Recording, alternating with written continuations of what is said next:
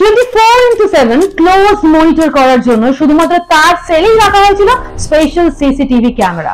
ইনি কিন্তু কোনো সাধারণ ব্যক্তি নন, ইনি হলেন মেক্সিকো শহরের কুখ্যাত ড্রাগ স্মাগলার।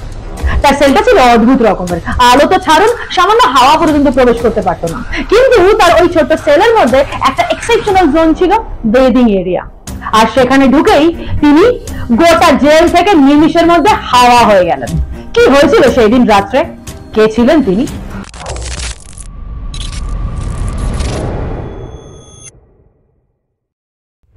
সেদিন রাত্রে স্নান করতে যাওয়ার নাম করে তিনি উধাও হয়ে গেলেন। 30 মিনিট পার হয়ে যাওয়া সত্ত্বেও যখন তিনি ফিরে এলেন না, তখন তার সেলে বাইরে থাকা সিকিউরিটি গার্ডরা তাকে খুঁজতে এসেছিলেন সেলের ভিতরে। আর তারপর তন্ন তন্ন করে খুঁজে তারা যা দেখলেন সেটা দেখে তারা চমকে গিয়েছিলেন। কি হয়েছিল, ঠিক কি হয়েছিল সেই দিন রাত্রে? এল চ্যাপো নামটা শুনলেই একসময় গোটা দুনিয়া থরথর করে কাঁপতো, কারণ ইনি হলেন মেক্সিকোর কুখ্যাত ড্রাগ ডিলার। 1957 সালে মেক্সিকোর একটা ছোট্ট শহর লা তুনায় ইনি জন্মগ্রহণ করেছিলেন। এই মানুষটির আসল নাম হলো হোয়াকিন গুজম্যান। পরবর্তীকালে ইনি নিজেই নিজের নাম পরিবর্তন করে লিখেছিলেন এল চ্যাপো। ছোটবেলা থেকেই এনার ড্রাগ রিলেটেড বিষয় সম্পর্কে অত্যন্ত আগ্রহ ছিল, কারণ তার বাবা ছিলেন একজন ড্রাগ ব্যবসায়ী। বাবার সাথে ঝগড়া ঝামেলার কারণে খুব ছোট বয়সেই তাকে ঘর ছেড়ে বাইরে চলে আসতে হয়েছিল। সেই সময় জীবনে প্রথমবার তিনি অনুভব করেছিলেন খিদের জ্বালা কিরকম হয়। আর সেখান থেকেই তিনি ডিসিশন নিয়েছিলেন যে ড্রাগ সেল করেই তিনি নিজের জীবিকা নির্বাহ করবেন। মাত্র 15 বছর বয়সে এল চ্যাপো নিজের গুটি কয়েক বন্ধুদের সাথে একজোট হয়ে মাদক দ্রব্য চাষ করা শুরু করলেন। তিনি বুদ্ধি খাটিয়ে ভেবে এমন কয়েকটা সিক্রেট জায়গা আইডেন্টিফাই করেছিলেন যেখানে শুধুমাত্র মাদক চাষ করা যায়, মেইনলি গাঁজা চাষ। আর এইভাবে কষ্ট করে ব্যবসা চালিয়ে যেতে লাগলেন তিনি। একসময় তার প্রচুর নাম হলো, তার ব্যবসা প্রচুর প্রসারিত হলো। মেক্সিকোর সেই সময়কার নাম করা স্মাগলিং গ্রুপের বহু লিডার্সরা তার সাথে যোগাযোগ করেছিল তাকে একবার দলে নেওয়ার জন্য। অ্যারাউন্ড 1970s এল গুয়েরো পালমা নামে একটা স্মাগলিং দলে নাম লেখালেন এল চ্যাপো। এখানে তিনি ড্রাগ ডেলিভারি সুপারভাইজার পদে যোগ দিয়েছিলেন।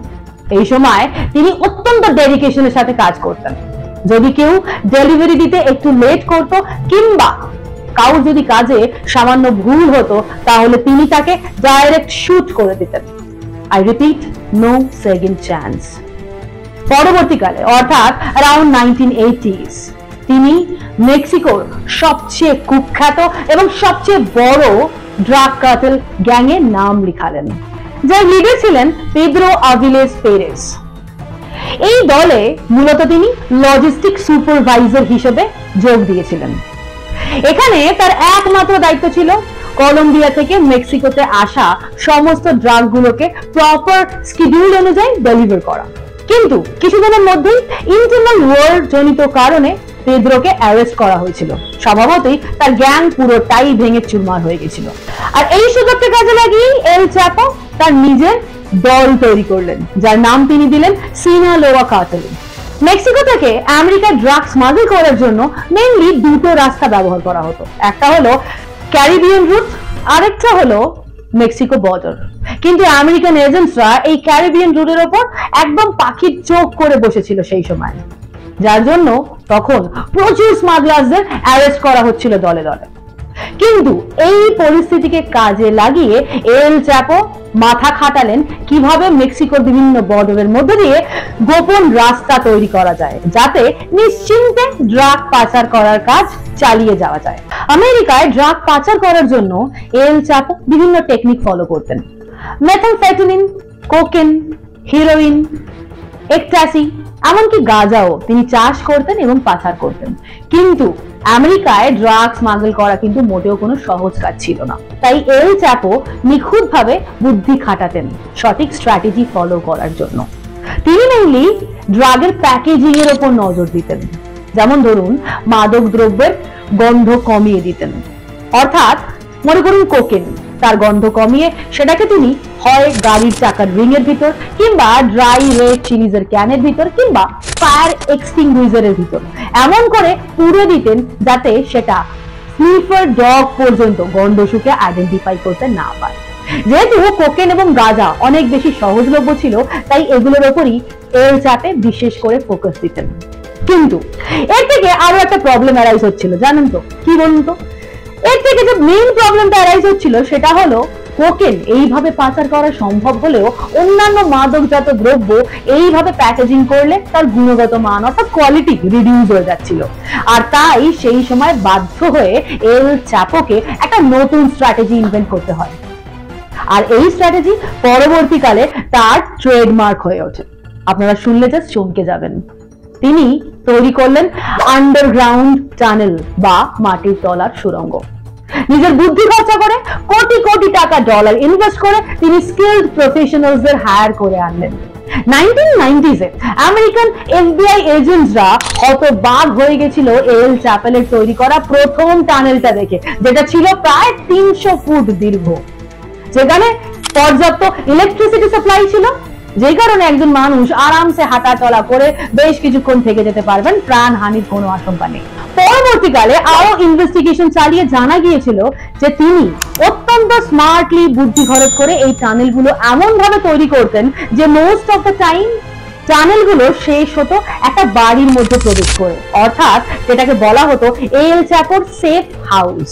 যে কোনো রকম এমার্জেন্সি সিচুয়েশন হলে তিনি এই সেফ হাউসের মাধ্যমে নিজেকে সেফ জোনে সরিয়ে নিয়ে যেতেন। তিনি এতটাই শার্প ব্রেনের ছিলেন যে এই টানেলগুলোকে তিনি একটা স্পেশাল পদ্ধতিতে তৈরি করাতেন। এমনকি গ্রাউন্ড পেনিট্রেটিং রাডার মেশিনও এই টানেলগুলোকে আইডেন্টিফাই করতে পারতো না। মোস্ট অফ দ্য টাইম তার টানেলগুলোর প্রবেশদ্বার কিংবা এন্ট্রান্স পয়েন্টস তার বাথরুমের বাথটাব কিংবা টয়লেটের তলায় লুকানো থাকতো। টানেল তৈরি করার আগে তিনি অত্যন্ত কশাসলি লোকেশন সিলেক্ট করতেন। ঠিক সেই কারণে আমেরিকা মেক্সিকো বর্ডারে ড্রাগ কারবার চালু রাখার জন্য তিনি ওটে মেসাকে ড্রাগ হাবে পরিণত করেছিলেন। মেইনলি তিনটা রিজন ছিল ওটে মেসাকে ড্রাগ হাবে ট্রান্সফার করার পিছনে। কি সেই রিজন গুলো? প্রথমত, ওটে মেসার কানেক্টিভিটি কিন্তু ছিল যথেষ্ট ভালো। তার কারণ ওটে মেসার অত্যন্ত কাছে দুটো ইম্পর্টেন্ট ট্রান্সপোর্টেশন পয়েন্ট টিজুয়ানা এবং সান ডিয়েগো অবস্থিত, আর সেই কারণে এই দুটো পয়েন্টকে সেন্টার বানিয়ে বিভিন্ন জায়গায় ড্রাগ ডেলিভারি করা অত্যন্ত সহজ হয়ে উঠেছিল। ওটে মেসার একদিকে যেহেতু ছিল সমুদ্র, তাই সেখানকার মাটি ছিল অত্যন্ত নরম, অন্যদিকে ছিল পাহাড়, তাই সেখানকার মাটি অত্যন্ত স্থিতিশীল মানে ডিউরেবল। আর এই ধরনের সয়েল কন্ডিশন মাটি খুঁড়ে টানেল তৈরি করার জন্য একদম আদর্শ। আর 3 নম্বর কারণ হলো এই ওটে মেসা হলো ইন্ডাস্ট্রিয়াল এরিয়া, সেই কারণে এখানে বেশিরভাগ সময় ভারী ভারী যন্ত্রপাতি চালানোর শব্দ, এমনকি গাড়ি ঘোড়ার শব্দ হতেই থাকে। আর এই ভারী শব্দের পিছনে ইজিলি মাটি খুঁড়ে টানেল তৈরি করার আওয়াজ ঢাকা পড়ে যায়। তার এই সুদক্ষ স্কিল সেটের জন্য এল চ্যাপো এবং তার গ্যাংকে টানেল কিং নামে আখ্যা দেওয়া হয়েছিল। 2012 সালে টিজুয়ানা থেকে একটা এই রকমের টানেল এবং 2013 সালে ওটে মেসা থেকে আরো 2-3 রকমের এই ধরনের টানেল উদ্ধার করা হয়েছিল। ড্রাগ বিজনেসের সমস্ত কিছু খুঁটিনাটি ছিল এল চ্যাপেলের একদম হাতের মুঠোয়, আর সেই কারণে মেক্সিকান পুলিশ প্রায় 13 বছর স্ট্রাগল করেও এল চ্যাপোকে ধরতে পারেনি। ফাইনালি 19 জুন 1993 সালে মেক্সিকান পুলিশ এল চ্যাপোকে অ্যারেস্ট করলেন।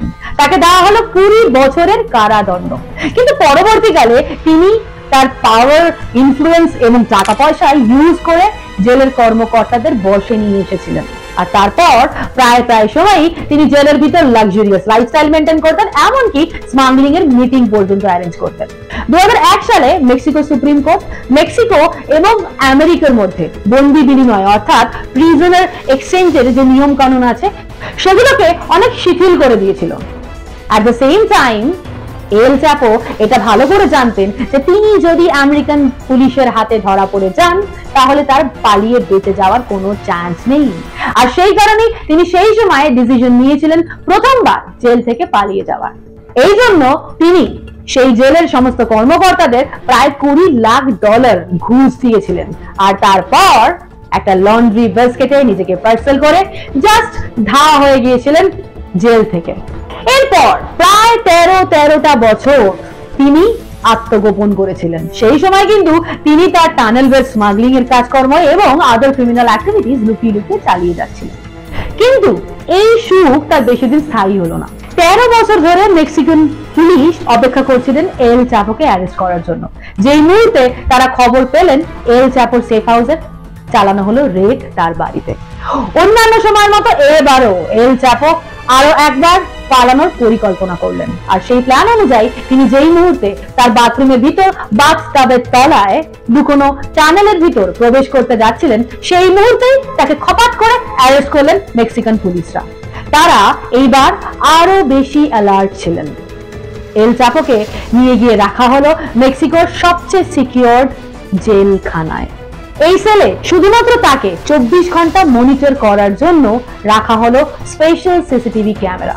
এই ঘটনার ঠিক 1 বছর পর, অর্থাৎ 2015-র 11ই জুলাই, কোন একদিন সন্ধ্যাবেলা অ্যারাউন্ড ওই 9টা নাগাদ এল চ্যাপো হঠাৎ তার ঘরের ভিতরে থাকা ছোট্ট শাওয়ার জোনটাতে স্নান করতে গিয়েছিলেন।